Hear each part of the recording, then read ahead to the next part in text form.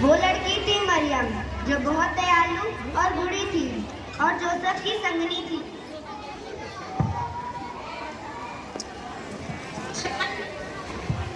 शांति आपके साथ है। ईश्वर आपसे बहुत प्रसन्न है। आप धन्य हो गई। मैरी बहुत हैरान थी और समझ नहीं पा रही थी कि परी का क्या मतलब है। डरो मत, ईश्वर आपसे बहुत प्रसन्न है। उन्होंने आपको एक विशेष कार्य के लिए चुना है। वे आपके गर्भ में एक बीज बोएंगे जो एक पवित्र बच्चा बनने के लिए बढ़ेगा। उसका राज्य कभी खत्म नहीं होगा। वह होगा ईश्वर का अपना बेटा। मैं ईश्वर की सेवा करने के लिए ही जीती हूँ। उनकी इच्छा ही मेरी है। यह कैसे संभव है? इसकी शादी भी नहीं हुई है। मैरी पहली बार में बहुत डर गई, लेकिन भगवान पर पूरी तरह भरोसा किया।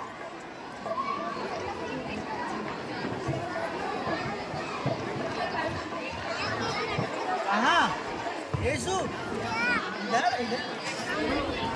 इधर बैठो, इधर बैठो। सभी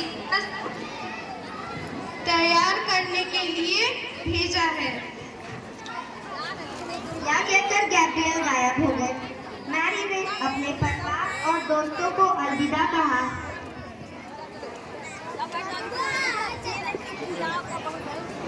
और अपनी चचेरी बहन एलिजाबेथ मैरी को देखकर बहुत खुश हुई। वह जानती थी कि मरियम को ईश्वर ने अपने बेटे की मां बनाने के लिए चुना था। एक स्वर्गदूत ने जकरिया को पहले ही बता दिया था।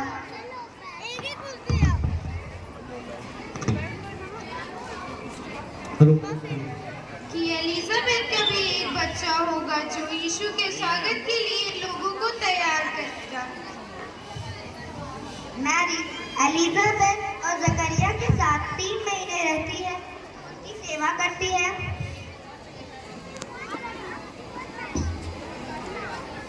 और फिर अपने घर नाज़रेथ लौट आई।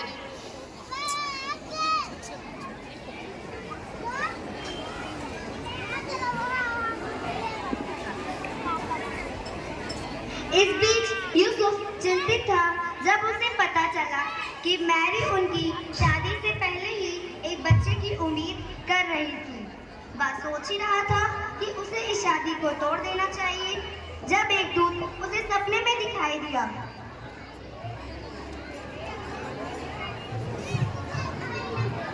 यूसुफ, मैरी को अपनी पत्नी के रूप में स्वीकार करने से मत डरो। वो ईश्वर द्वारा मां बनने के लिए चुनी गई है। बच्चे का नाम यीशु होगा, जो उद्धारकर्ता और मसीहा है। जब यूसुफ उठा तो उसने वही किया जो स्वर्गदूत ने बताया था।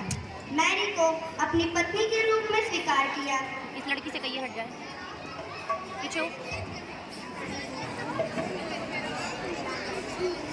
उस समय मैरी और जोसेफ जिस भूमि में रहते थे वह रोमन साम्राज्य का हिस्सा था। रोमन साम्राज्य अगस्टस सभी लोगों की एक सूची रखना चाहता था, यह सुनिश्चित करने के लिए कि उन्होंने अपने करों का भुगतान किया है कि नहीं। उसने आदेश दिया कि सभी लोग अपने शहर में लौट जाएं, जहां उनके परिवार मूल रूप से रहते थे, और एक जनगणना के लिए अपने नाम दर्ज करें।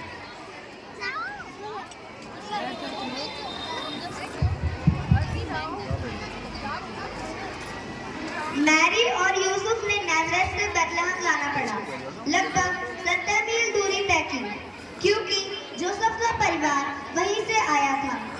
कुछ लोग भाग्यशाली थे जो यात्रा के दौरान आवश्यक सामान ले जाने के लिए गधों का इस्तेमाल कर सकते थे, लेकिन अधिकांश लोगों ने चलकर सफर किया।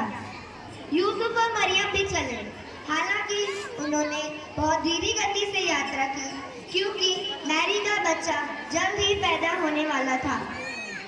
लगभग 1 हफ्ते के बाद वे बेथलेहम पहुंचे। मैरी बहुत थकी हुई थी। यूसुफ रहने के लिए जगह तलाशने लगा। उसने एक आदमी से पूछा जो पास घर में रहता था।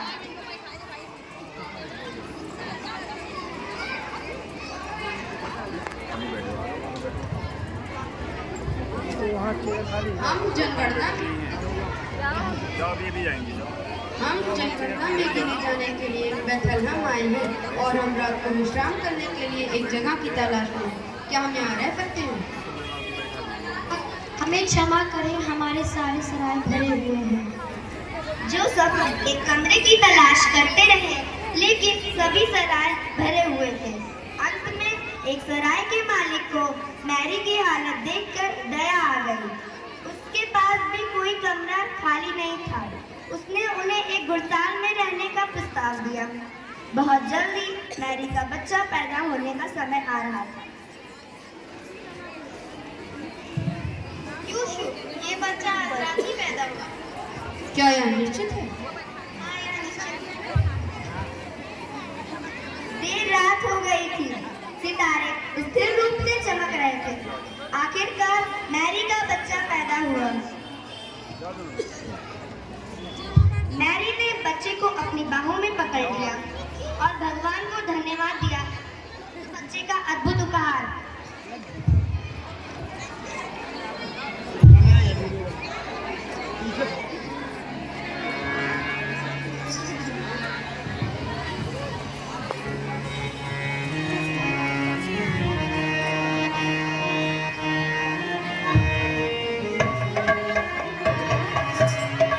इधर देख ही नहीं रही है।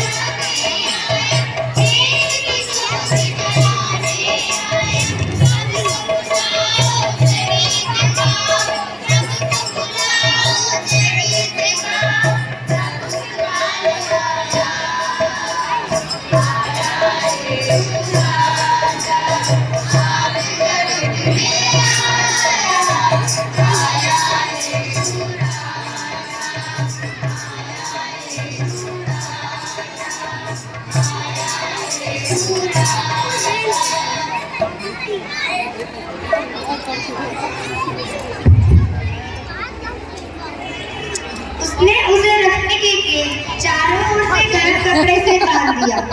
मैरी के पास बच्चे को लेटाने के लिए कोई जगह नहीं थी, इसलिए मैरी ने उसे नरम सूखी घास जो जानवरों के खाने के लिए रखी गई थी उस पर रख दिया। ने बच्चे के बिस्तर के रूप में कार्य किया। यूसुफ और मरियम ने बच्चे का नाम परी का बताया हुआ यीशु रखा। हमें इस बच्चे का नाम यीशु ही रखना चाहिए, क्योंकि उस स्वर्गदूत ने हमें बताया था कि ये बच्चा उद्धार करता होगा और हमें इसका नाम यीशु रखना है। आप सही कह रहे हैं, इस बच्चे का नाम यीशु ही होना चाहिए। उसी रात बेथलेहम के एक अलग हिस्से में चरवाहों का एक समूह भेड़ बकरियों के झुंड को देख रहा था। चरवाहे नीचे बैठ गए, कुछ सो रहे और अन्य भेड़ को देख रहे थोड़ा थे। बैठेंगे। अचानक एक शानदार रोशनी ने जला दिया और उन्हें एक स्वर्गदूत दिखाई दिया। चरवाहे बहुत भयभीत हो गए। क्या है वो? मैंने पहले से कुछ नहीं देखा है। छिप जाओ, छिप जाओ। नहीं, रुको, परी हमें कुछ बताना चाहती है। डरो मत, मैं यहाँ एक महान और आनंदपूर्ण घोषणा करने आई हूँ। बेथलहम में एक उद्धारकर्ता पैदा हुआ, एक उद्धारकर्ता जो मसीहा और राजा होगा। जाओ उसकी तलाश करो, वो किसी घुड़साल में कंबल में लिपटा होगा। चरवाहे आश्चर्यचकित थे कि वे क्या देख रहे थे। जब स्वर्गदूत चले गए तो वो उत्साह से, हमें जाना है बेथलहम। हाँ, हमें उस उद्धारकर्ता को ढूंढना होगा जो पैदा हुआ है। क्या हम उसे ढूंढ लेंगे? जब परी ने हमें उसके बारे में बताया तो हमें यकीन है हम उसे ढूंढ लेंगे। चरवाहों ने अपने भेड़ बकरियों को वहीं छोड़ दिया और बेथलहम की और उस पवित्र बच्चे को ढूंढने लगे। कुछ समय तक खोज करने के बाद वह आखिरकार मिल गया उसी घुड़साल में जहाँ मैरी और जोसेफ शिशु जीसस के साथ रह रहे थे। और जीसस को देखते ही वे अपने उद्धारकर्ता की पूजा करने लगे, अपने घुटनों पर गिर गए। जब चरवाहे चले गए तो उन्होंने सभी को बताया कि स्वर्गदूत ने क्या बताया और कहानी सुनकर हर कोई हैरान हो गया। चरवाहों ने अपनी भेड़ के पास लौटे और भगवान को अपना पुत्र मसीहा के रूप में भेजने के लिए स्तुति करने लगे। जब यीशु का जन्म हुआ तब आकाश में एक चमकीला तारा दिखाई दिया। कुछ समझदार पुरुषों ने एक दूर के स्थान से तारे को देखा और तुरंत अनुमान लगाया कि इसका क्या मतलब है। वे बहुत होशियार थे। उन्होंने पुराने लेखन का अध्ययन किया था और जानते थे जब एक उज्जवल और महान राजा तो आकाश में एक नया तारा दिखाई देगा। वह एक नए राजा को खोजने और उसे उपहार लेने के लिए निकल गए। बुद्धिमान पुरुषों ने बेथलहम की ओर बढ़ते हुए तारे का अनुसरण किया जैसा कि उन्होंने पुराने लेखन में पढ़ा था और वे इस तारे का चरनी तक अनुसरण करते रहे। अब यह तारा सीधा उस स्थान पर चमक रहा था जहां यीशु ने जन्म लिया था। यीशु तक पहुंचकर वे लोग बहुत खुश हुए। वे नीचे झुक गए और उनकी पूजा की। उन्होंने सोना, लोबान और अपने सारे उपहार